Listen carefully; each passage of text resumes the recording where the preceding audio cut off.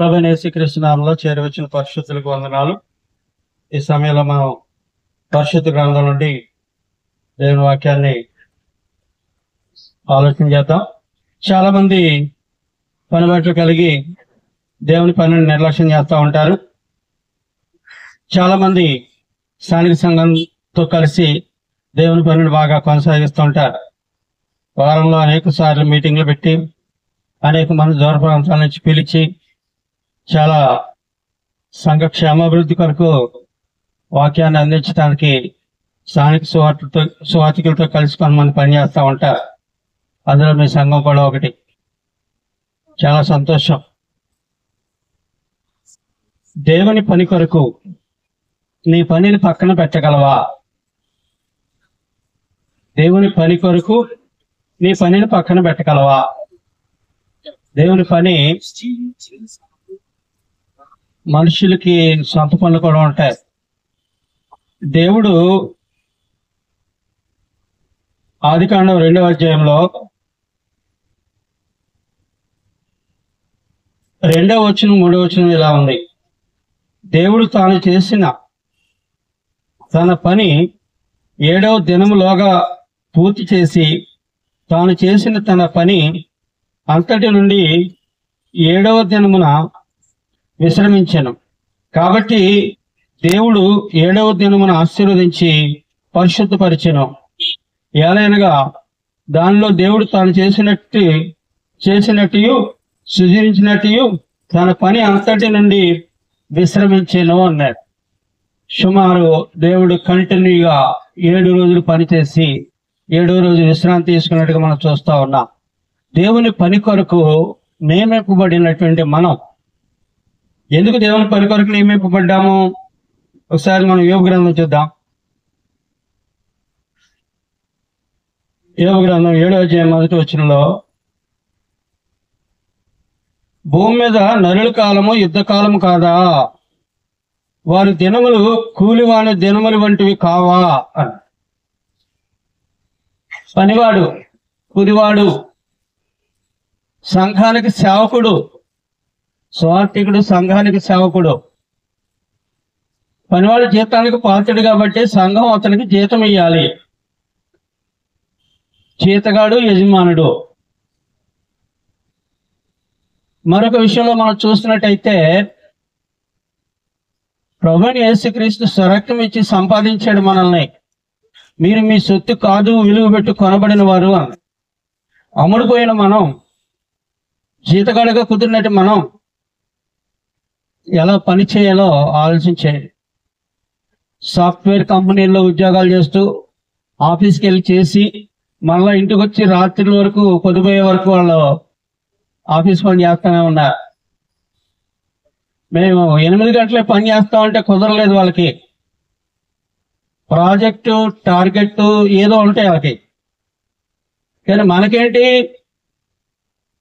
సమయం ముందు అసమయం ముందును టార్గెట్ ఉందా, సమయం ఉందా, ఆఫీస్ ఉందా?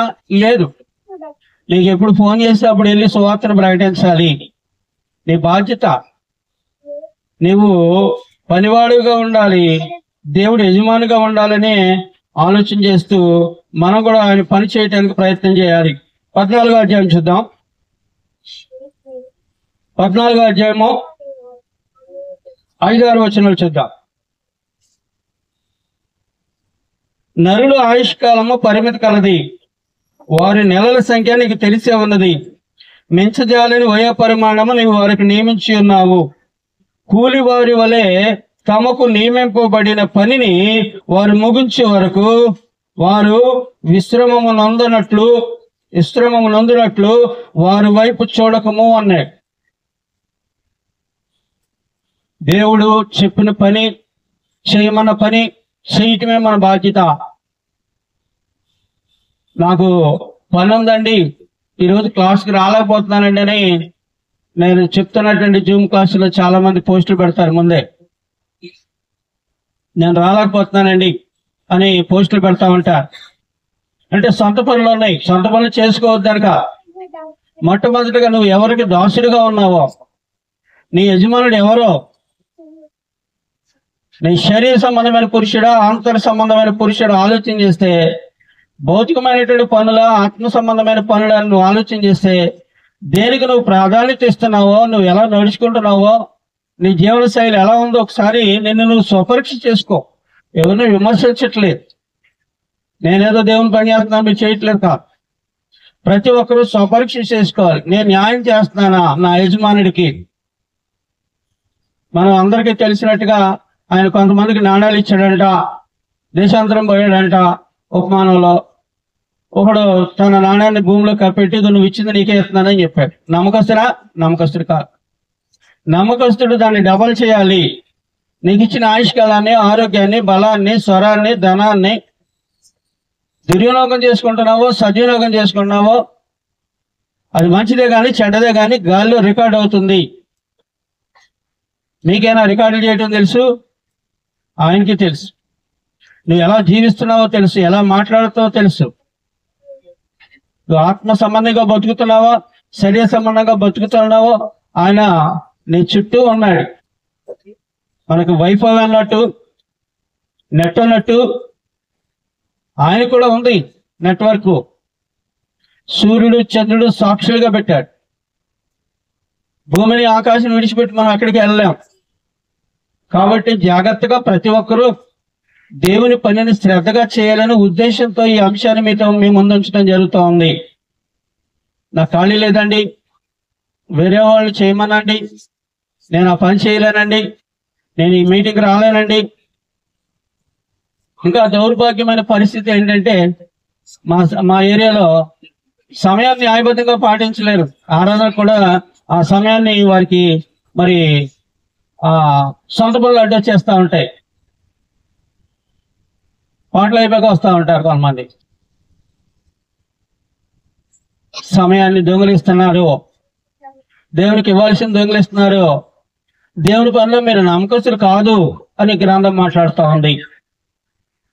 చాలా మంది పని లేక దేవుని పని చేయలే, పని కలిగిన వారే దేవుని పని చేశారు. చదవబడినటువంటి లేఖన భాగంలో మనం చూస్తే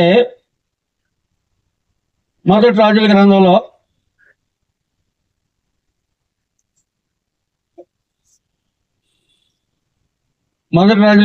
చూస్తే ఒకసారి 19వ వచనం నుంచి, ఏలియా అచ్చట నుండి పోయిన తరువాత అతనికి షాపాతు కుమారుడైన ఎలీషా కనబడెను. అతడు తన మందరనున్న 12 అరకల ఎడ్ల చేత దుక్కి దున్నుచుండెను. 12వ అరక తాను తోల్చుండెను. ఏలియా పిలిచాడు. 12 అరకల వ్యవసాయం ఎంత వ్యవసాయమో, కొద్ది వ్యవసాయం చేసే రైతు అయితే ఒక అరకే కొనుక్కుంటాడు, ఒక జత ఎడ్లు కొనుక్కుంటాడు. ఎక్కువ వ్యవసాయం ఉన్నవాడు ఎక్కువ జతల ఎడ్లు కొనుక్కుని దున్నడానికి ప్రయత్నం చేస్తాడు. మంచి వ్యవసాయకుడు. గొర్రె నాగళ్ళు ఉన్నాయి, వ్యవసాయం చేస్తున్నాడు. దేవుని పిలుపు మేరకు విరేజ్ చూపించి దైవజనుడిని సమయం అడిగాడు. నేను ఇంటికి వెళ్ళి నా తల్లిదండ్రులు ముద్దు పెట్టుకుని వస్తాను. ఎక్కడ పోయాను అనుకుంటారో తెలియదు, చెప్పొస్తాను ఒక మాట చెప్పాడు. ఇంటికి వెళ్ళి వెంటనే అక్కడ ఆ నాగళ్ళన్నీ పగలగొట్టి పొయ్యిలో పెట్టి ఆ జత ఎడ్లు కోసి వాళ్ళందరికీ భోజనాలు పెట్టి ప్రభు పరిచర్య కోసం త్యాగం చేసినటువంటి వ్యక్తి. నీకులాగా పని లేకపోతే స్వార్థ పనికి వస్తాను, పని లేకపోతే మీటింగ్కి వస్తాను అన్నటువంటి వ్యక్తులు కాదు వాళ్ళు. దేవుడు తన పనిని 6 దినాలు కంటిన్యూగా చేశాడు. నువ్వు ఎప్పుడైనా చేసావా? 6 దినాలు సువార్త పనిలో కంటిన్యూగా, నా ఇల్లు ఎక్కడుందో నాకు తెలియదు, నా వాకులు ఎక్కడుందో నాకు తెలియదు, నా పిల్లలు ఎక్కడున్నారో తెలియదని నువ్వు దేశం మీద పడి సువార్త పనిని మొత్తం ఎప్పుడైనా 6 దినాలు పనిచేసావా? దేవుడు చేశాడు నీ కోసం. శూన్యంగా ఉన్నటువంటి ఈ ఖగోళ శాస్త్రంలో జోక్యం తీసుకుని భూగోళాన్ని తీసుకుని భూగోళాన్ని స్థిరపరిచి నీకు నివాసాలంగా చేస్తే ఇవాళ దాని మీద నువ్వు స్టెప్పుల మీద స్టెప్పులు, బిల్డింగ్ మీద బిల్డింగ్లు కొట్టుకుని ఏసీల మీద ఏసీలు పెట్టుకుని హాయిగా సుఖపడుతున్నావంటే దేవుడు చేసిన పని. అంతరిక్షం దేవుని మహిమపరుస్తుంది, దానికి కూడా పని కలిగి ఉంది. ఈనాడు వెళ్ళినటువంటి శాటిలైట్లు అన్ని కూడా అక్కడెక్కడో అమెరికా నుంచి మనల్ని చూస్తూ మాట్లాడుతున్నారు. అది అంతరిక్షం చేసే పని. దేవుడు సమస్తాన్ని సృష్టించాడు. భూమి లోపల, పైన, ఆకాశంలో, నక్షత్రాల్లో ప్రతిదీ కూడా నీ కొరకు చేసిన పని ఇదంతా. కానీ నువ్వేం చేస్తున్నావు తెలుసా? దేవుని పని కంటే నా సొంత పని ఎక్కువని ఆరాధనకే సమయానికి న్యాయబద్ధంగా పాటించలేనటువంటి పరిస్థితుల్ని నువ్వు కల్పించుకుంటున్నావు. ఒకసారి ఆలోచించి, నీకు ఇచ్చిన ఆయుష్కాలం నీరు కాదు, ఆరోగ్యం నీరు కాదు, బలం నీరు కాదు, స్వరం నీరు కాదు, నీ ధనం నీరు కాదు, ఆయన ఇస్తే వచ్చింది. నా శక్తి చేత నా భక్తి చేత అనుకోకూడదు ఎవరు కూడా. రాత్రి పడుకున్న వాళ్ళు పొద్దున్న లెగిస్తారని గ్యారంటీ లేదు. అలాంటి పరిస్థితులు మనం ఉన్నాం. బ్రతికితే ఆయన కొరకు బ్రతకాలి, చనిపోతే ఆయన కొరకే చనిపోవాలి. క్రీస్తునందు మృతి పొందిన మృతులు ధన్యులు. నీ మృతి కూడా ధన్యతగా ఉండాలంటే ఆయన కొరకే. క్రీస్తునందు లేకుండా చనిపోయిన వారికి ఏ గ్రంథంలోనూ ఏమి రాయలేరు. కాబట్టి ప్రతి వారు కూడా ఆలోచన చేయండి. నిర్గమకాండం 3వ అధ్యాయము 1-2 వచనాలు చూద్దాం. నిర్గమకాండం 3వ అధ్యాయం 1-2 వచనాల్లో, మోషే మిద్యాను యాజకుడైన యిత్రో వాళ్ళు తన మామ మందను మేపుచు ఆ మందను అరణ్యము అవతలకు తోలుకొని దేవుని పర్వతమైన హోరేబునకు వచ్చెను. ఒక పొద నడిమిని అగ్నిజ్వాలలో యెహోవా దూత అతనికి ప్రత్యక్షమాయెను.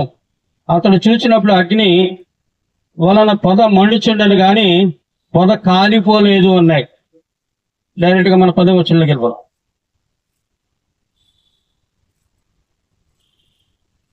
కాగా రమ్ము, నిన్ను ఫరో యొద్దకు పంపెదను. ఇశ్రాయేలీయులైనటువంటి నా ప్రజలను నీవు ఐగుప్తులో నుండి తోడుకొని పోవాలనని దేవుడు ఒక పనిని అతనికి అప్పగించాడు. అందుకు మోషే, నేను ఫరో యొద్దకు వెళ్ళుటకును ఇశ్రాయేలీయులను ఐగుప్తులో నుండి తోడుకుని పోవుటకును ఎంతటి వాడినని దేవునితో అనగా, కుదరదు నాయనా, నువ్వు తీసుకురావాలి, నువ్వు ఎంతటి వాడువో నాకు తెలుసు. ఐగుప్తులో నువ్వు ఉన్నప్పుడు సకల విద్యలు అభ్యసించావు. ఏ తాత అయితే ఉన్నాడో ఆ రాజు అయితే ఉన్నాడో ఆయన నీ తాతయ్య ఉన్నాడు ఒకప్పుడు. నీ సంగతి నాకు తెలుసు, నువ్వు వెళ్ళాలని చెప్పాడు. అయ్యా నేను మందరం వేయకుండా నాకు ఖాళీగా లేదు. దేవుని పని చేసిన ప్రతి ఒక్కళ్ళు పని కలిగి ఉన్నారు. పని లేకుండా ఎవరో దేవుని పని చేయలేదు. ఎలీషా పని కలిగి ఉన్నాడు. ఇప్పుడు మోషే పని కలిగి ఉన్నాడు. పనిలో ఉన్నటువంటి ఆయన పిలిచాడు. ఇదేంటయ్యా నన్ను పిలుస్తావు? మా మామ మందలతో పాటు నేను ఒక చిన్న మందం తయారు చేసుకుంటాను, అది పిల్లలు పెట్టింది, దాని తర్వాత ఆ పిల్లలు ఇంకో పిల్లలు పెడితే అలా కొంచెం ఆస్తి వస్తుంది, ఆ మందలని అమ్ముకుంటే కొంచెం పెద్ద ఆస్తిని సంపాదించుకోవచ్చు. భూమి మీద నాకు ఆస్తి కావాలనుకోలేదు. ఆయన పెద్ద ఆస్తిని విడిచిపెట్టుకుని, భోగభాగ్యాలు అష్టైశ్వర్యాలు విడిచిపెట్టుకుని దేవుని ప్రజలతో జీవించాలని వచ్చినటువంటి వ్యక్తి ఈ మందల మేపుకుందాం, మందల వల్ల వచ్చే డబ్బు కావాలని కోరుకోలేదు. ఈనాడు సువార్త పనిలో ఉండి కూడా డబ్బుల కోసం ఎగబడతా ఉన్నారు. డబ్బులు కావాలనుకుంటే ఆయన మోసేకి బోడంత డబ్బు ఉండేదే. అలాగే ఇక్కడ మరొక వ్యక్తి గురించి మనం ఆలోచన చేద్దాం. న్యాయాధిపతుల గ్రంథంలో చూద్దాం. న్యాయాధిపతుల గ్రంథంలో 6వ అధ్యాయము 11వ వచనం నుంచి చూద్దాం. యెహోవా దూత వచ్చి అబీయెజెరీయుడైన యావాషువనకు కలిగిన ఒఫ్రాలోని మస్తకి వృక్షము క్రింద కూర్చుండెను. యావాషు కుమారుడైన గిద్యోను, అతని పేరు గిద్యోను, మిద్యానీయులకు మరుగైండునట్లు అతను గానుగు చాటు నుండి గోధుమలు దొడగొట్టుకునే పనిలో ఉన్నాడు. మంచి పనిలో ఉన్నాడు అతను. యెహోవా దూత అతను కనబడి, పరాక్రమము గలవాడా, బలాఢ్యుడా, ఎవరు నువ్వు? నాకు తెలుసు నీ పరాక్రమశాలం, నాకు తెలుసు నీ బలాఢ్యుడు, నాకు తెలుసు అంటాడు. యెహోవా నీకు తోడై ఉన్నాడు. ఒకటి పరాక్రమశాలి, రెండోది బలాఢ్యుడు, మూడోది దేవుడు అతనికి తోడై ఉన్నాడు. ఎందుకు దక్కాలి గానుగు చాటుని? నా శక్తి చేత నా భక్తి చేత నేనేం చేయలేను. చాలా మంది దాక్కుంటున్నారు. నువ్వు ప్రయత్నం చేయి, దేవుని పని చేయాలని, ఉపచారం చేయాలని ప్రయత్నం చేయి, సత్క్రియ చేయాలని నువ్వు ప్రయత్నం చేయి. నీకు బలం ఉంది, ఆతిథ్యం ఇచ్చే బలం ఉంది, ఉపచారం చేసే బలం ఉంది. లేక కాదు నువ్వు దాక్కునేది. నేనేం చేయలేనండి, నేనేం ఇవ్వలేనండి, నేనేం పెట్టలేనండి, నేను అలా చేయలేను, నేను ఎలా చేయలేనండి షాకులు చెప్పొద్దు. గిద్యోను అలా చెప్తుంటేనే పిలిచాడు దేవుడు. కాబట్టి ఇక్కడ చూస్తే 13 గిద్యోని చిత్తము నా ఏలినవాడ, యెహోవా నాకు తోడై ఉండిన యెడల ఇదంతయు నాకు ఎలాగూ సంభవించినని, యెహోవా ఐగుప్తులో నుండి మమ్మల్ని రప్పించినని చెప్పించు మా పితరులు మాకు వివరించి ఆయన అద్భుత కార్యములన్నీ ఏమయ్యను. యెహోవా మమ్మల్ని విడిచిపెట్టి మిద్యానీయుల చేతికి మమ్మల్ని అప్పగించినని అతనితో చెప్పినాం. అంతటా యెహోవా అతని తట్టు తిరిగి బలము తెచ్చుకుని, వెళ్ళు, మిద్యానీయుల్ని నీ చేతిలో నుండి ఇశ్రాయేలీయులను రక్షింపుము, నిన్ను పంపిన వాడును నేనే అని చెప్పగా 15 అతడు చిత్తము నా ఏలినవాడ, దేని సహాయము చేత నేను ఇశ్రాయేలీయులను రక్షింపగలను? నా కుటుంబము మనష్షే గోత్రములో ఎన్నిక లేనిదే, నా పితరుల కుటుంబములో నేను కనిష్ఠుడినై ఉన్నానని ఆయనతో చెప్పిన. అందుకు యెహోవా, అయినానేమి, నేను నీకు తోడై ఉందును గనుక నీకే మనుష్యుని హతము చేసిన, ఒకే మనిషిని హతము చేసినట్లు మిద్యానీయులను అందరిని కూడా నీవు హతము చేసే శక్తిని దేవుడు నీకు ఇస్తా అన్నాడు. ఒక అడుగు నువ్వు ముందుకై యుద్ధం చేస్తావా? ఖచ్చితంగా నువ్వు యుద్ధం చేసేటప్పుడు ఖర్చు పట్టుకుని దేవుని పక్షంగా నిలబడు. నువ్వు యుద్ధం చేయక్కను, నేను నిలబడు, నీ పక్షంగా యుద్ధం నేను చేస్తా అన్నాడు. నేను చేయలేను, నేను ఈ ఆర్థిక పరిస్థితి లేకపోతే నా పిల్లలు ఎలా బతుకుతారు, ఈ డబ్బు లేకపోతే ఎలా బతుకుతారు, ఈ పని లేకపోతే ఎలా బతుకుతారు, నేను పనికి వెళ్ళకపోతే ఎలాగ ఈ పని ఆగిపోద్ది, అసలు పని ఇచ్చిన దేవుడే అంటున్నాడు. నీకు నేను తోడై ఉన్నాను, నువ్వు నా కోసం ఏం పోగొట్టుకుంటావు తెలుసా? ఏం పోగొట్టుకుంటే 30 వంతులు 60 వంతులు 100 వంతులుగా మరలా నీకు ఇస్తానన్నాయి. నువ్వు భయపడాల్సిన అవసరం లేదు. పని కలిగి ఉన్న వారిని దేవుడు పిలుస్తున్నాడు, తన పని కొరకు పిలుస్తున్నాడు. నీ సొంత పని పక్కన పెట్టాయి, నా పని కొరకు రా అన్నాడు. మోషేని రమ్మన్నాడు, గిద్యోని రమ్మన్నాడు, ఇక ఎలీషాని రమ్మన్నాడు. ఇప్పుడు మరొక వ్యక్తి దగ్గరికి వెళ్దాం. ఆమోస్ గ్రంథం 7వ అధ్యాయము 12వ వచనం. మరియు అమధ్య ఆమోస్తో ఇట్లనెను, దీర్ఘదర్శి తప్పించుకొని యోధా దేశమునకు పారిపోము, అచ్చటనే భత్యము సంపాదించుకుని అచ్చటనే నీ వార్త ప్రకటించుకో. ఇక్కడ సువార్త ప్రకటించడానికి వెళ్ళలేదు అన్నాడు అమధ్య. ఇక్కడ ఈ దేశం అంతా నువ్వు సువార్త ప్రకటించడానికి వెళ్ళలేదు. ఇక్కడ బహు భయంకరమైనటువంటి మంచిది బలవంతులు ధనవంతులు మేమందరం ఉన్నాం. ఇక్కడ నువ్వు ఇక్కడ నుంచి వెళ్ళిపోవాలి, నువ్వు నీ దేశానికి. నువ్వేమైనా సువార్త ప్రకటించి భత్యం సంపాదించుకుందాం అనుకున్నావేమో, ఆ భత్యం లేదో అక్కడే సంపాదించుకోమని చెప్పాడు. బేతేలు రాజు యొక్క ప్రతిష్ఠ స్థలం ఇది, రాజధాని పట్టణమై ఉన్నందున నీవికను దానిలో నీ వార్త ప్రకటించడానికి చేయకూడదని చెప్పాడు అంతే. అందుకు ఆమోస్ అన్నాడు, అందుకు ఆమోస్ అమధ్యతో ఇట్లనెను, నేను ప్రవక్తనైనను కాను, ప్రవక్త యొక్క శిష్యుడనైనను కాను, గాని పశువుల కాపురనై మేడు పండ్లు ఏరుకుని వాడును. అక్కడ బత్తి వేరుకోమంటే నాకు ఆల్రెడీ బత్తి ఉందని ఆయన బత్తి ఉందా, నాకు పశువులు కాపురం, నేను మేడి పళ్ళు ఏరుకుని అమ్ముకుంటున్నాడు, వ్యాపారం కూడా ఉంది, పని లేక రాలేదు నేను ఇక్కడికి అని చెప్పాడు. నా మందలను నేను మేపుకొని చుండగా యెహోవా నన్ను పిలిచి, నీవు పోయి నా జనులకు ఇశ్రాయేలీయుల వారికి ప్రవచనము చెప్పమని నాతో సెలవిచ్చాను.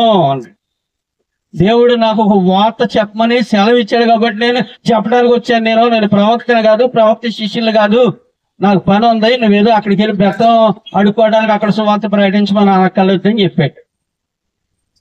యెహోవా మాట ఆలకించుము, అమధ్యతో మాట్లాడుతున్నాడు. యెహోవా మాట ఆలకించుము, ఇశ్రాయేలీయులను గూర్చి ప్రవచింపకూడదనియు ఇస్సాకు సంతతి వారిని గూర్చి మాట జార విడవకూడదనియు నీవు ఆజ్ఞ ఇచ్చుచున్నావే. యెహోవా సెలవిచ్చినది ఏమనగా, నీ భార్య పట్టణం ముందు వేసి అగును అన్నాడు. అంటే నువ్వు చెప్తున్నావేంటి నాకు, నీ భార్య నువ్వు ఇంటికి వెళ్తున్నాకి వ్యభిచార అయ్యింది పో అన్నాడు. అంతే, అంతేగాదు ఇంకా అన్నాడు, నీ కుమారులను నీ కుమార్తెలను ఖడ్గము చేత కూలుదురు, నీ భూమి తాళ్ళు దారాలు వేసి కూలుసుకుని పంచుకుంటారని చెప్పినట్టే వెంటనే గడగడ గడగడలాడిపోయాడు మనిషి. సువార్త ప్రకటించడానికి అభ్యంతరాలు ఎవరైనా చెప్తే దేవుడు పనిష్మెంట్ ఎలా ఉంటుందంటే అంత భయంకరంగా ఉంటుంది. ఎంత భయంకరంగా ఉంటుంది అంటే అంత భయంకరంగా ఉంటుందని చెప్పాడు. జాగ్రత్త. దేవుని సేవకుడు అంటే ఒక పశువులు కాపలు అనుకుంటున్నామేమో, విద్యలోని పామరులు అనుకుంటున్నామేమో, పని లేక తిరుగుతున్నారు అనుకుంటున్నాము. జాగ్రత్త. ఆయన సెలవిస్తే నేను ఇక్కడికి వచ్చాను, ఆయన సెలవు లేదని నేను రాలేను అని చెప్పాడు.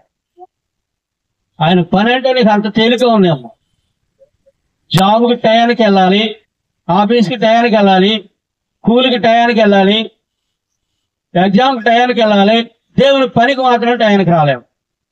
దేవుని పని చేయడానికి సమయం లేదు, ధనం లేదు, స్వరం లేదు, బలం లేదు, ఏదీ లేదు. ఏముందో ఏది లేదో నాకు తెలుసు అంటున్నాడు దేవుడు. నీకు నోరు ఇచ్చినవాడే, నీకు మాట ఇచ్చినవాడే, నీకు డబ్బులు ఇచ్చినవాడే, నీ జీతాలు ఇచ్చినవాడే నేనే. జాగ్రత్త అంటున్నాడు. కాబట్టి ప్రతి వారు కూడా ఆలోచించేయండి. దేవుని పని కొరకు మన పనిని పక్కన పెట్టగలమా అని ఆలోచించేయాలి. దేవుని పని కొరకు పక్కన పెట్టే పని మనం చేయవలసిన అవసరత ఉంది. లూకాసు సువార్త 2వ అధ్యాయం 48వ వచనం చూద్దాం. ఆయన తల్లిదండ్రులు ఆయన చూసి మిక్కిలి ఆశ్చర్యపడిరి. ఆయన తల్లి కుమారుడా, మమ్మల్ని ఎందుకు ఇలాగ చేస్తువి? ఇదిగో నీ తండ్రియు నేనును దుఃఖపడుచు నేను వెతుకుచున్నామని ఆయనతో చెప్పగా, ఆయన మీరేలా నన్ను వెతుకుచుంటిని? నేను నా తండ్రి పని మీద ఉండవాలని మీరు ఎరుగరా అన్నాడు.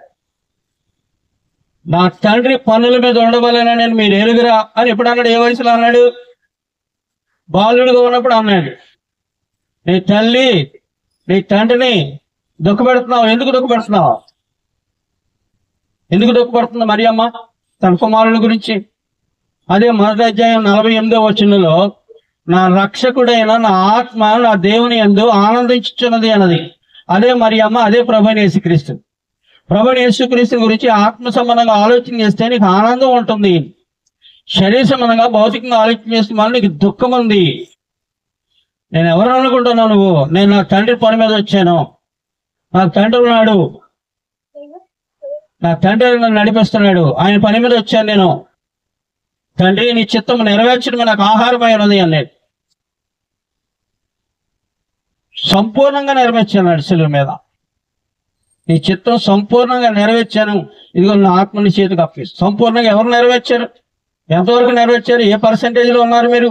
నేను ఏ పర్సెంటేజ్లో ఉన్నాను?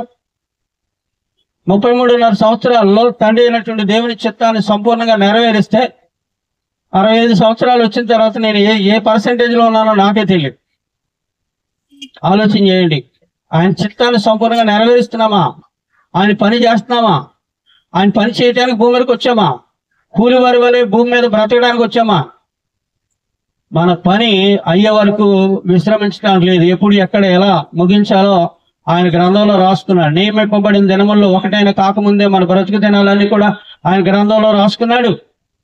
నువ్వు పుట్టింది నీకు తెలియదు, నువ్వు చచ్చేది నీకు తెలియదు. పుట్టింది తెలిస్తే ఇంకా భయంకరంగా చేసేవాళ్ళేమో పండుగలు, నాకు తెలియదు. కానీ పుట్టిన దినం ప్రభువైన యేసుక్రీస్తుకి వాళ్ళ తల్లిదండ్రులకి అందరికీ తెలుసు. 8వ రోజు సున్నత చేయించుకున్నాడు కాబట్టి 8వ రోజు తెలుసు, కాబట్టి పుట్టినరోజు తెలుసు. ప్రభువైన యేసుక్రీస్తుకి తెలుసు, యూదులకు అందరికీ తెలుసు, శిష్యులకు తెలుసు, ఆయన 33.5 సంవత్సరాల లెక్కలు కట్టిన వాళ్ళకి తెలుసు. కానీ ఏ రోజు కూడా ఆయన గురించి ఆలోచన చేయలేదు, పుట్టినరోజు సచిన రోజు కూడా. కాబట్టి ఏది చేయమన్నాడో, నిన్ను ఏం చేయమన్నాడో అది చేయాలి. ఆయన పని ఏంటంటే గ్రంథంలో దాఖలు చేయబడినటువంటి లేఖనాలు వివరించడమే, లేనాటిని ప్రకటించడం కాదు, లేనాటిని జరిగించడం కాదు, లేనాటిని పులుక్కొని నాశనం అయిపోవటం కాదు. నేను లోగడ ఒక పాఠం చెప్పాను, ఆశీర్వాదాన్ని శాపంగా మార్చుకోవటం అని. దేవుడిచ్చిన దాన్ని ఆశీర్వాదం, గర్భఫలం యెహోవా ఇచ్చి బహుమానం. దాన్ని పదే పదే మనం ఏలం చేయకూడదు. వివాహం అన్ని విషయాల్లో ఘనమైంది, దాన్ని ప్రతి సంవత్సరం ఏలం చేయకూడదు. కాబట్టి లేఖనాలను అనుసరించి మనం ప్రకటించుకున్నది ప్రకటించాలి, కానీ గ్రంథంలో లేని దాన్ని ప్రకటించుకోవాలి. కాబట్టి దేవుని లేఖనాల్లో ప్రభువైన యేసుక్రీస్తు తండ్రి చిత్తాన్ని నెరవేర్చడానికి వచ్చినట్టుగా మనం చూస్తా ఉన్నాం. యోహాను సువార్త చూద్దాం. యోహాను సువార్త 4వ అధ్యాయంలో 31వ వచనంలో, 31 వ వచనంలో,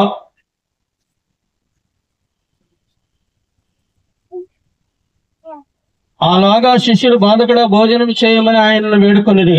అందుకు ఆయన భుజించుటకు మీకు తెలియని ఆహారము ఉన్నదని వారితో చెప్పగా శిష్యులు ఆయన భుజించుటకు ఎవడైనానో ఏమైనానో తెచ్చినేమో అని ఒకరితో ఒకడు చెప్పుకొనిరి.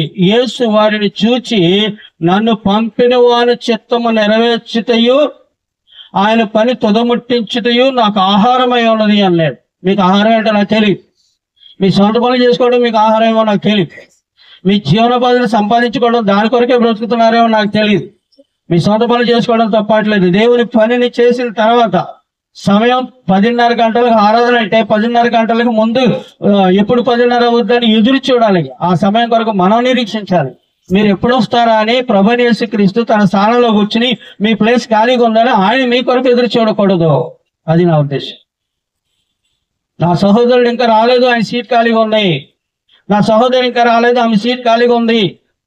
ఇక్కడ తండ్రి అయిన దేవుడు ఉన్నాడు, ప్రభువైన యేసుక్రీస్తు ఉన్నాడు, అపోస్తలుల బోధ ఉన్నది. ఈ మూడు ఎక్కడుంటేది పరలోకం అని ఎఫెసీ పత్రిక 2వ అధ్యాయం 10వ వచనంలో చెప్తుంది. పరలోకం ముందు కూర్చుండబెట్టాను అంటాడు. పరలోకం ఎక్కడ ఉంటుందంటే వాళ్ళు ముగ్గురు ఎక్కడ ఉంటే అక్కడే ఉంటది. కాబట్టి దేవుని చిత్తాన్ని నెరవేర్చడానికి ప్రభువైన యేసుక్రీస్తు ఆయన ఆహారం ఏంటి అనుకుంటున్నారు? తన పని చేయటమే ఆయన ఆహారమై ఉన్నది అన్నాడు. ఎబ్రీ పత్రిక 10వ అధ్యాయం 7వ వచనంలో నీ చిత్తము నెరవేర్చటయు నాకు ఆహారమైనది. యోహాను సువార్త 8వ అధ్యాయం 1-2 వచనాలు చూద్దాం. యోహాను సువార్త 8వ అధ్యాయం 1-2 వచనాల్లో యేసు ఒలివల కొండకు వెళ్ళి తెల్లవారగానే యేసు తిరిగి దేవాలయంలోకి రాగా ప్రజలందరూ ఆయన యొద్దకు వచ్చిరి గనుక ఆయన కూర్చుని వారికి బోధించిచ్చిండెను. ఎప్పుడు? టైం ఎంత అయినప్పుడు? తెల్లవారుచుండగానే ప్రభువైన యేసు ఒలివల కొండ, ఆ కొండ మీద రాత్రి అంతా గడుపుతూ ఉంటాడు. ప్రతి రాత్రి ఆయన ఒలివల కొండ మీద ఉండేవాడు. రాత్రి అంతా కన్నీరు కారుస్తూ ప్రార్థన చేస్తూ ఉండేవాడు. పగలంతా సువార్త ప్రకటిస్తుండేవాడు. ఈ ప్రకటించినంతా కూడా రాత్రి రివిజన్ జరుగుతూ ఉండేది. దేవుని సముఖంలో ప్రార్థన చేస్తూ ఉండేవాడు. ఆయన తెల్లారుజామున కిందకు దిగుతుంటే బిల్డింగ్ మొత్తం నిండిపోయి కూర్చునే వాళ్ళంట. ఆయన ఎప్పుడు వస్తాడా, మాకు వాకింగ్ చెప్తాడా అని. ఆయన వచ్చి దేవాలయంలోకి వచ్చి మోషే ధర్మశాస్త్రాన్ని ఎత్తి వారికి వాక్యం బోధించేవాడు ధర్మశాస్త్ర కాలంలో. ఇప్పుడు బోధించేవాళ్ళు వచ్చి వినేవాళ్ళ కొరకు ఎదురు చూడాల్సిన పరిస్థితులు వచ్చినాయి. ఎందుకంటే వారికి సొంత పనులు ఉన్నాయి, వారికి సొంత కార్యాలు ఉన్నాయి, సొంతంగా బిజినెస్లు ఉన్నాయి, సొంతంగా ఉద్యోగాలు ఉన్నాయి. పొద్దున్న లేచి రెడీ అయ్యి 10:30కి రాలేము, కొన్ని చోట్ల 9:30కి రాలేము, కొన్ని చోట్ల 9 గంటలకు రాలేము. మరి పొద్దున్న 5:30 బస్సుకి వెళ్ళాలంటే 5:30 బస్సుకి వెళ్ళిపోతాం. బస్సు కాడికి 5:30కి బస్సు రాదు, అప్పటికి ముందే కూర్చుంటాం. కాబట్టి సొంత పనులు చేసుకోవద్దని కాదు, కానీ దేవుని పనిని పక్కన పెట్టద్దు. దేవుని పనిని పక్కన పెట్టద్దు. దేవుని పని లేనప్పుడు సొంత పనులు చేసుకోండి. సొంత పని దేవుని పని ఒకేసారి అయితే ఏం చేయాలా? దేవుని పనికే ఫస్ట్ ప్రిఫరెన్స్ చేయాలి. నువ్వు దేవుని సొత్తు అయితే, దేవుడు నిన్ను కొన్నట్టయితే, దేవునికి నువ్వు దాసుడైతే, దేవునికి నువ్వు దాసుడు అయితే ఆయన మాట వినాలి. లోకంలోంచి వేరుపరచబడిన వారు కాబట్టి లోకం మిమ్మల్ని పెత్తనం చేయకూడదనే సంగతిని జ్ఞాపకం చేసుకుంటున్నాం. ఇక్కడ యోహాను సువార్త 17వ అధ్యాయంలో 4వ వచనంలో ఈ విధంగా రాయబడింది. చేయుటకు నీవు నాకు ఇచ్చిన పని నేను సంపూర్ణముగా నెరవేర్చి భూమి మీద నేను మహిమపరిచితిని అన్నాడు. నీకు ఇచ్చిన పని ఏంటి? సంపూర్ణంగా నెరవేర్చారా? సంపూర్ణంగా నెరవేర్చిన ప్రభువుని యేసుక్రీస్తు మనకు మాదిరి అయి ఉన్నాడు. ఆయన 33.5 సంవత్సరాల్లో ఆయన ఒక బిల్డింగ్ కోసం, లేకపోతే ఒక పొలం కోసం, ఒక ధనం కోసం, బ్యాంక్ బ్యాలెన్స్ కోసం ప్రయాసపడలేదు. ఆయన ప్రయాస అంతా ప్రభు కొరకు ప్రయాసపడ్డాడు. ఆయన తండ్రిని దేవుని కొరకు ప్రయాసపడ్డాడు. తండ్రి ఇచ్చినటువంటి ఆజ్ఞలు నెరవేర్చడం కొరకు ప్రయాసపడ్డాడు. తండ్రిని యొద్ద వినిన సంగతులను లోకానికి బోధించున్నాను అన్నాడు యోహాను సువార్త 8వ అధ్యాయం 26వ వచనంలో. కాబట్టి ఆయన పని, ఆయన చెప్పింది చెప్పినట్టుగా మనం చేయాలి. ఆయన చెప్పని ఉన్నాయి లోకంలో, వాటిని తీసుకొచ్చి ఇందులో చేస్తా ఉన్నారు, ఇందులో తీసుకెళ్లి అందులో మర్చిపోతా ఉన్నారు. ప్రయాసపడి భారం మోసుకుని సమస్యలు రండి అని అందరినీ పిలుస్తుంటే వాళ్ళందరూ మనల్ని పిలుస్తున్నారు. మేము పండుగ చేసుకున్నాం, మీరు అందరూ రండి అని. పండుగలు చేసుకున్నారు మా పూర్వీకులు. ఆ పండుగలు అసహ్యమని దేవుడు చెప్పాడు. ఇప్పుడు క్రొత్త నిబంధనలో మాకు పండుగలు దేవుళ్ళని ఆయన 52 పండుగలు ఇచ్చాడు దేవుడు మాకు. ఏంటి 52 పండుగలు? ఆదివారాలు. అంతకంటే పండుగ ఉందా? దేవుని సముఖంలోకి వెళ్ళటానికి, ప్రభువైన యేసుక్రీస్తుతో రాజభోజనం చేయటానికి, అపోస్తుల నోట ఆయన మాటలు వినటానికి, ఆ బోధ వినటానికి ఎంతకంటే పండుగ ఉందా? లేదు. మన జీవిత కాలంలో ఆయన చెప్పిన పని చేయటమే పని అయి ఉండాలి. అతిక్రమించితే అది పాపమై ఉంటుందన్న సంగతి ఆలోచన చేయాలని లేఖనాలు తెలియపరుస్తూ ఉన్నాయి. మార్క్స్ 13 దయచేసి క్షమించండి, నేను తప్పు జరిగాను. 13వ అధ్యాయం 34 దయచేసి క్షమించారు. ఇంటి యజమానుడు ప్రొద్దుగుంకు వచ్చినో, అర్ధరాత్రి వచ్చినో, కూయక మునుపు వచ్చినో, తెల్లవారినప్పుడు వచ్చినో, ఎప్పుడు వచ్చినా మీకు తెలీదు. 34వ వచనం. ఒక మనుషుడు తన దాసునకు అధికారం ఇచ్చి ప్రతి వానికి వాని వాని పని నియమించి మెలకుగా ఉండడని ద్వారపాలకునికి ఆజ్ఞాపించి ఇల్లు విడిచి దేశాంతరం పోయినట్టే ఆ కాలము ఉండును అన్నాడు. ఎప్పుడు వస్తాడో తెలీదు. పని అయితే ఇచ్చాడు. ప్రతి వానికి వాని పని ఇచ్చాడు. ప్రతి వానికి వాని పనిని ఇచ్చాడు. ఆ పనిని ప్రతి ఒక్కరు చేయాలనే ఉద్దేశంతో ఆలోచన చేస్తా ఉన్నా. సామర్థ్యం కలిగిన వాళ్ళకి సువార్థకులుగా ఇచ్చాడు, సపోర్ట్ చేసే వాళ్ళు ఇచ్చాడు, పాటలు పాడే వాళ్ళు ఇచ్చాడు, కానుకలు ఇచ్చేవాళ్ళు ఇచ్చాడు, ఆలోచన ఇచ్చేవాళ్ళు ఇచ్చాడు, ఇంకా అనేక మందిని ఉపచారం చేసేవాళ్ళు ఇచ్చాడు, సంఘాన్ని గ్యాదరింగ్ చేసేవాళ్ళు ఇచ్చాడు. ఇంకా అనేక రకాలుగా దేవుని పరిచయం చేయడానికి దేవుడు ఒక్కొక్కరిని ఒక్కొక్క రకంగా వాడుకున్నట్టుగా మనం చూస్తా ఉన్నాం. అలాగే మనం కొరింథీయులకు రాసిన మొదటి పత్రికలో 16వ అధ్యాయం 10వ వచనంలో 16వ అధ్యాయం 10వ వచనం, తిమోతి వచ్చిన ఎడల అతడు మీ యొద్ద నిర్భయుడై ఉండునట్లు చూచుకొనుడి. నా వలనే అతడు ప్రభు పని చేయుచున్నాడు అన్నాడు. అపోస్తలుడైన పౌలు గారు ఎలా పని చేస్తున్నాడో తిమోతి కూడా అలాగే సువార్త పని చేస్తున్నాడు అని చెప్తున్నాడు. యోధా 3వ వచనంలో, యోధా పత్రికలో 1వ అధ్యాయం 3వ వచనంలో ఏమన్నాడు? అక్కడ పరిశుద్ధులకు ఒక్కసారి అప్పగించబడిన పని అన్నాడు. పేతురు రాసిన 2వ పత్రికలో 9వ వచనంలో ఆయన గుణాతిశయములను ప్రచురించే నిమిత్తము అన్నాడు. గుణాతిశయములను ప్రచురించే నిమిత్తం, ప్రకటించడం కాదు, నువ్వు జీవించటం కావాలి. నువ్వు జీవించి అలా నడుచుకోవాల్సినటువంటి అవసరత ఉందని జ్ఞాపకం చేస్తా ఉన్నాడు. ప్రతి వారు తన పని తను చేసుకోవటం కాదు, దేవుని పని ఉందా లేదా అని ఆలోచన. ఈ రోజు నేను దేవుని పని ఏం చేయాలి? దేవుని పని చేయకుండా భోజనం చేయకూడదు అన్నాడు అపోస్తలుడైన పౌలు గారు. దేవుని పని చేయటం అంటే ప్రభువుని యేసుక్రీస్తు దగ్గర నేర్చుకోవాలి. తండ్రి, నీ చిత్తం నెరవేర్చడానికి నేను వచ్చాను. నేను నా తండ్రి పని మీద ఉండాలని మీకు తెలీదా? దేవుని చిత్తము అనే అంశంలో అన్ని దేవుని చిత్తాన్ని నెరవేర్చడానికి వచ్చిన ప్రభువుని యేసుక్రీస్తు గురించే ఉంటాయి ఆ అంశంలో. కాబట్టి ఫిలిప్పీయులకు రాసిన పత్రిక 1వ అధ్యాయం 27వ వచనంలో, నేను వచ్చి మిమ్మల్ని చూచినను రాకపోయినను మీరు ఏ విషయములను ఎదిరించి వారికి బెదరక అందరూ ఒక్క భావంతో సువార్త విశ్వాస పక్షమును పోరాడుచు ఏక మనసు గలవారే నిలిచి ఉన్నారని నేను మిమ్మల్ని గూర్చి వినులాగున మీరు క్రీస్తు సువార్తకు తగినట్టుగా ప్రవర్తించుడి అన్నాడు. కొన్ని సంఘాలు క్రీస్తు సువార్తకు తగినట్టుగా ప్రవర్తించట్లేదు. మా ఏరియాలో కొన్ని సంఘాలు క్రిస్మస్ పండుగలు చేస్తూ ఉంటాయి, లోకంలో అన్ని ఆచారాలు అన్ని చేస్తూ ఉంటాయి. ఇక్కడ అంటున్నాడు క్రీస్తు సువార్తకు తగినట్టుగా ప్రవర్తించిడి అన్నాయి. సంఘంలో విశ్వాసులు ఎలా ప్రవర్తించాలి? నీ ప్రవర్తన ఎలా ఉండాలి? ఎలా పడితే అలా ఉంటే నువ్వు చెడిపోవడం కాదు, అందరూ చెడిపోతారు. కరెక్ట్ గా వాక్యానుసారంగా నడుచుకోవాల్సిన అవసరం ఉంది. మన వినోద్ గారు పోస్టులు పెడతా ఉంటాడు. ఏం పెడతా ఉంటాడు? స్టార్ వెలుగులో కాదు మనం ఉండవలసింది, నిజ జీవితంలో మీరు ఎలుగై ఉన్నారు అని ప్రభువైన యేసుక్రీస్తు చెప్పాడే. ఒకప్పుడు మీరు చీకట్లోంచి ఆశ్చర్యకరమైన తన వెలుగులోని మిమ్మల్ని పిలిచాడే. ఆ పిలిచిన వారి యొక్క గుణాతిశయాలను మీరు ప్రచురించాలే అని చెప్పాడు. అపోస్తలుడు గారు ఏం చెప్పాడు? సాతాను అధికారం నుంచి దేవుని వైపు, చీకట్లోంచి వెలుగులోకి మిమ్మల్ని పిలిచాడు. సువార్త వలన అపోస్తలుల ద్వారా మిమ్మల్ని పిలిచాడు. పిలుపునకు తగినట్టుగా నడుచుకోవాలి. కొరింథీ పత్రికలో 1వ అధ్యాయం 1 కొరింథీ 2వ కొరింథీలో కూడా 1వ అధ్యాయం 1వ వచనంలో ఏముంటుందంటే పరిశుద్ధులుగా ఉండేటకు పిలవబడిన వారికే రాస్తాడు పత్రిక. అంటే పరిశుద్ధులా? మీరు పరిశుద్ధులకు తగినట్టుగా నడవాలి కదా. మీరు నడిచేది అన్యజనులు నడిచినట్టుగా నడిస్తే ఎట్లా కుదురుద్ది? మీ నడక మీరు ఎవరో చెప్పేది.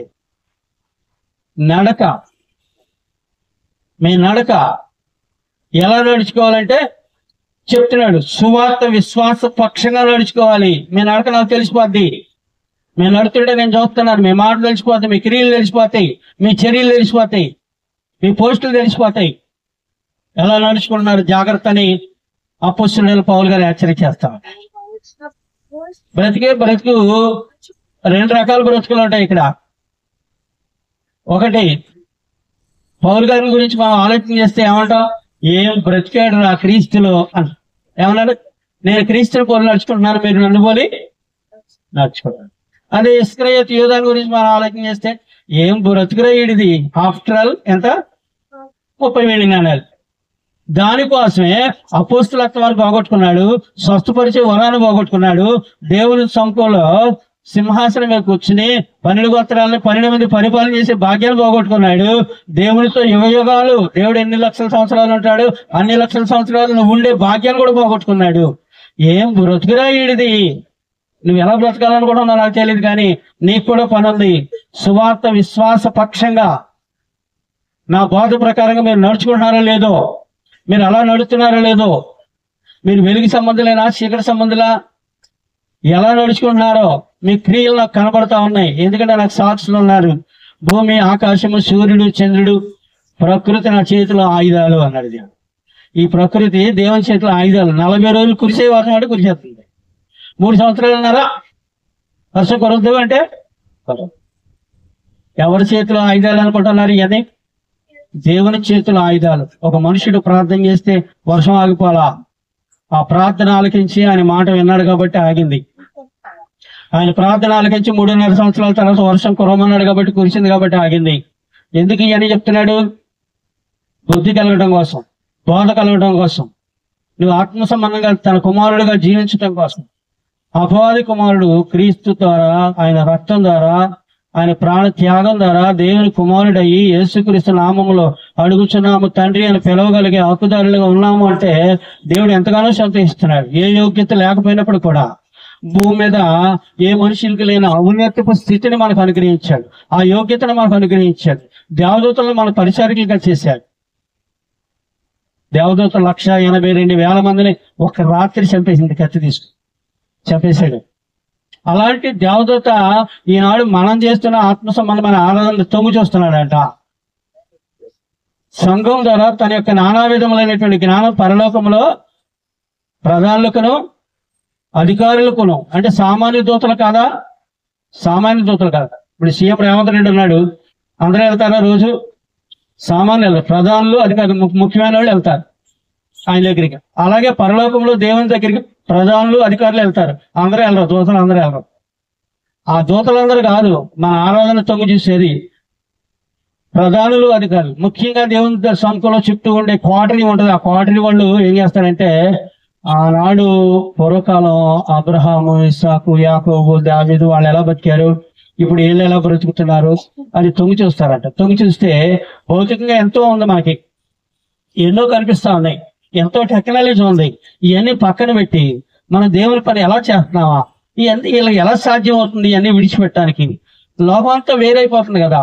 లోకంతో వేరైపోయినా వాళ్ళు ఒక్కళ్ళే వేరుగా ఉన్నారేంటి? ప్రభువైన యేసుక్రీస్తుని శిష్యులు అడిగారు, లోకం మమ్మల్ని ద్వేషిస్తుందండి అన్నారు. యేసుక్రీస్తు ఏమన్నాడు అప్పుడు?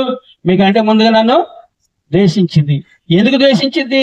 మీరు లోక సంబంధులు కాదు కదా, నేను లోక సంబంధులు కాదు, మీరు లోక సంబంధం కాదు. ఈ లోక సంబంధులు కాని వాళ్ళు ఈ లోకంలో పరదేశంలో యాత్రికులకి ఎలా బ్రతుకుతున్నారు, ఈ సువార్త వలన ఎలా బ్రతుకుతున్నారు, ఈ సువార్త విని మారు మనసు ఎలా పొందారు, ఈ సువార్త విని వారి జీవితాలు ఎలా మార్చుకున్నారు, సమస్తాన్ని విడిచిపెట్టిన అపోస్తులు ఎలా ఉన్నారు, వారు బోధ విన్నటువంటి ఆదిమ సంఘస్థులు ఎలా ఉన్నారు, నేటి కాలంలో 2025 వస్తుంది, ఈ కాలంలో క్రీస్తు సంఘాలు ఎలా ఉన్నాయి మేము చూస్తామండి. ఒకసారి చూసి వస్తామండి. తొంగి చూడండి. తొంగి చూడటం ఏంటి? లోన్ కూర్చోడానికి అవకాశం లేదు.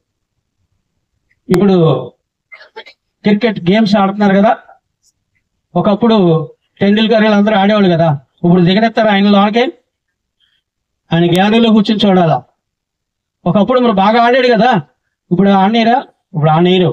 ఇప్పుడు ఆడేవాళ్ళు ఎలా ఆడుతున్నారో చూడాలంటే ఆయన అక్కడ రాస్తాడు తెలుసా మీకు? టెండూల్కర్ని బీట్అవుట్ చేశాడు, ఆయన ఏమంటారు దాని టార్గెట్ దాటాడు, ఏ టార్గెట్ దాటాడు అని రాస్తా ఉంటారు. అరే టెండూల్కర్ టార్గెట్ దాటాడా? దాటాడు. మరి మనం అబ్రహాము విశ్వాసులకు తండ్రి. మీ విశ్వాసము ఎలా ఉండాలి? మీ విశ్వాసము చెప్పాడు ప్రభువు యేసుక్రీస్తు. చూచి నమ్మిన మీకంటే ఎవరినే శిష్యుల్ని, చూడక నమ్మిన వారు మరి ధన్యులు. ధన్యులు అంటే వాళ్ళకంటే గొప్పవాళ్ళు తక్కువ. మరియమ్మ ధన్యురాలే. మరియమ్మ కంటే ఈయన మాటలు విని వాటి ప్రకారంగా నడుచుకునే ఇప్పుడు ఉన్నటువంటి స్త్రీలు మరీ ధన్యులు. ఇలాంటి భాగ్యాన్ని నేడు క్రీస్తు సంఘంలో దేవుడు మనకు అనుగ్రహించిన కృపగా మనం ఆలోచించవలసిన అవసరం ఉందనే సంగతిని జ్ఞాపకం చేసుకుంటున్నాను. అలాగే ఇక్కడ యోహాను సువార్త 5:36 యోహాను సువార్త 5 అయితే యోహాను సాక్ష్యం కంటే నాకు ఎక్కువైన సాక్ష్యం కలదు. అదేమనినా నేను నెరవేర్చుటకై తండ్రి ఏ క్రియలను నాకు ఇచ్చి ఉన్నాడో నేను చేయించున్న ఆ క్రియలే తండ్రి నన్ను పంపి ఉన్నాడని నన్ను గూర్చి సాక్ష్యం ఇచ్చిచున్నవి అన్నాడు ప్రభువైన యేసుక్రీస్తు. మీకు సాక్ష్యం ఉందా? మీకు సాక్ష్యం ఉందా? మీ బ్రతుకి, మీ జీవితానికి సాక్ష్యం ఉందా? ఒక్కళ్ళైనా మీ గురించి చెప్తున్నారా?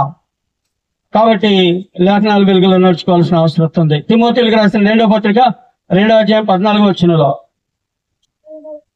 తిమోతిలకు రాసిన 2వ పత్రిక 2వ అధ్యాయము 14-15 4వ అధ్యాయము 5వ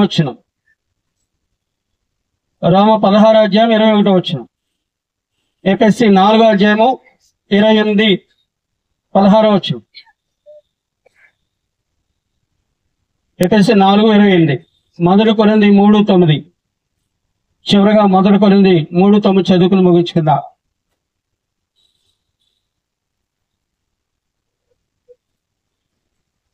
మనము దేవుని జత పనివారము, మీరు దేవుని వ్యవసాయమును దేవుని గృహమునై ఉన్నారు అన్నాడు.